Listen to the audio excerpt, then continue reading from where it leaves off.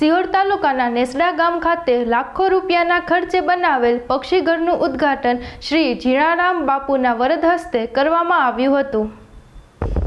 સિહોર તાલુકાના નેસડા ગામ ખાતે મધ્ય ચોક ખાતે અદ્ભુત અને અદ્યતન વિશાળ જે હજારો પક્ષીઓ માટેનું પક્ષીઘર જે સમસ્ત ગ્રામજનો દ્વારા બનાવવામાં આવેલ આશરે 15 લાખથી વધુ ખર્ચે નિર્માણ થયેલ પક્ષીઘરમાં અદ્યતન પક્ષીઓ માટે સુવિધા સાથે બનાવવામાં આવેલ જેનું ઉદ્ઘાટન સિહોર મોંઘીબાની જગ્યા પરમ પૂજ્ય શ્રી જીણારામ બાપુના વરદ હસ્તે કરવામાં આવ્યું હતું। ત્યારે બાપુએ સરસ વાત કરી માનવી પોતાનું 15 લાખનું મકાન કે બંગલો માત્ર તેમના પરિવાર જે 7-8 વ્યક્તિ રહી શકે ત્યારે સમસ્ત નેસડા ગ્રામજનોએ હજારો પક્ષીઓ માટેનો આશરો સહિત અદ્યતન સુવિધા સાથે બનાવેલ તે આશીર્વાદ છે।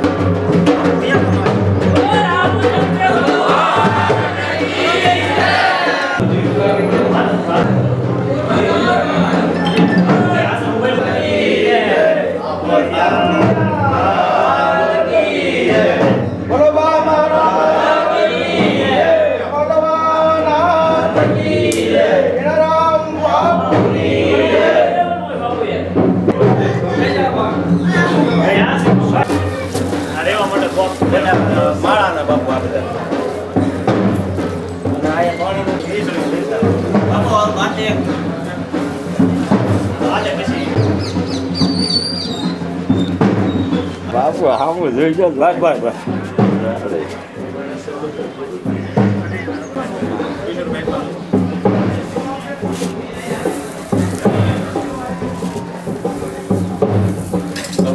બાપુ સર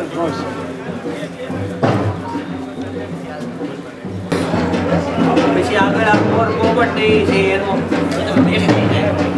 એથી થઈ જાય લખણ આવી ગયો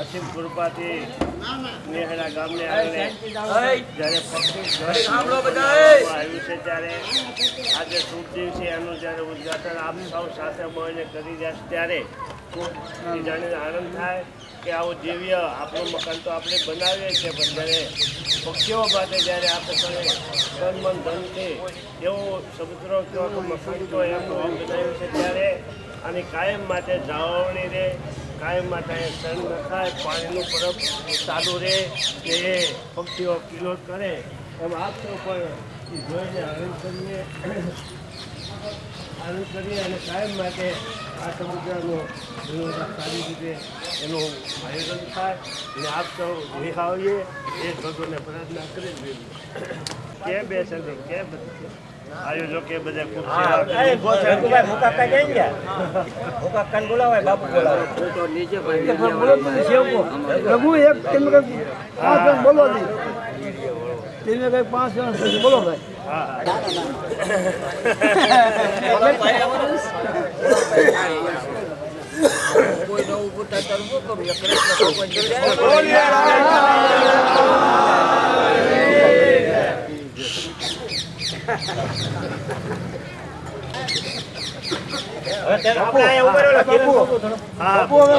સેવા બોલો કૃષ્ણ કનૈયા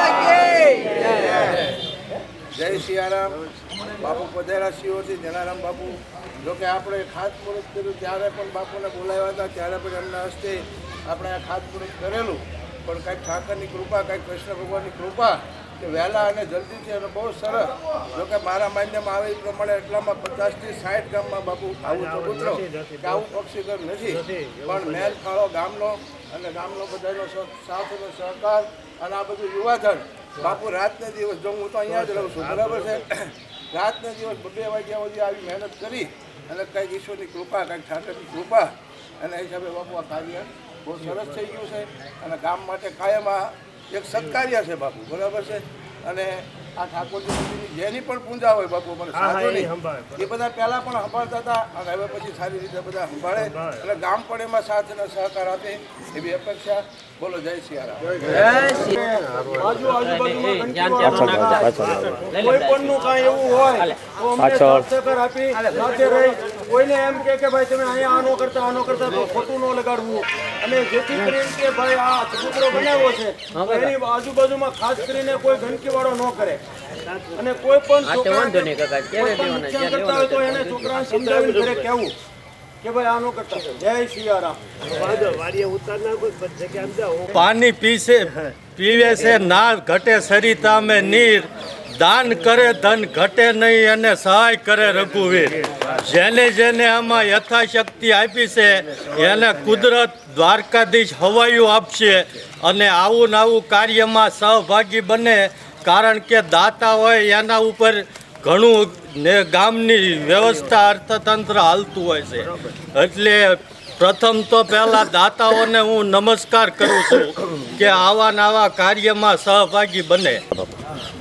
આજે શુભ દિવસે નેહડા ગામને આંગણે સર્વે દાતાઓ અને સર્વે ગામના ભાઈઓએ સાથે મળીને યુવાનોએ એક આ પક્ષી ઘર નવું બનાવ્યું છે. એનું આજ શુભ દિવસે જ્યારે ઉદ્ઘાટન કરી રહ્યા છે બધા સાથે મળીને ત્યારે નેહડા ગામની પ્રગતિને અને વેગ આપવાને ગામની શોભા છે. ગામને આંગણે હવેડો હોય, ચબૂતરો હોય, ગેટ હોય એ ગામની ઓળખ છે. એટલે આ ચબૂતરો આજુબાજુના ગામમાં નથી, એવો બધા સાથે મળીને બનાવ્યો છે. તો હવે વધારે નહીં કહેતા આપણે એની એક જ રાખવાનું કે એની જાળવણી કેવી રીતે સતત આવું રહે, સંસ્થા એની જળવાઈ રહે ને સાફસૂફી રહે તો જ પક્ષીઓ ત્યાં આવશે અને એના આશીર્વાદ મળશે. આ કાર્ય આપણે તો આપણું કાર્ય કરતા હોય પણ આજે નિસ્વાર્થ ભાવે આ બધાએ સાથે મળીને ખૂબ સેવા કરી છે. નેહડા માટે તો કહેવાનું ન હોય, કોઈ બી કાર્ય હોય એ સાથે મળીને બધા કરે છે એટલે એનો ભાવ, લાગણી, પ્રેમને એ ઉજાસ આપતું હોય છે. ત્યારે આવા કોઈ બી ધાર્મિક કાર્યમાં ગામમાં થતા હોય તે બધા સાથે રહીને કરે, એકબીજાનું માન્ય રાખે ને કાયમ માટે આ સંપ જળવાય રહે એ જ ભગવાનને પ્રાર્થના કરે. માતા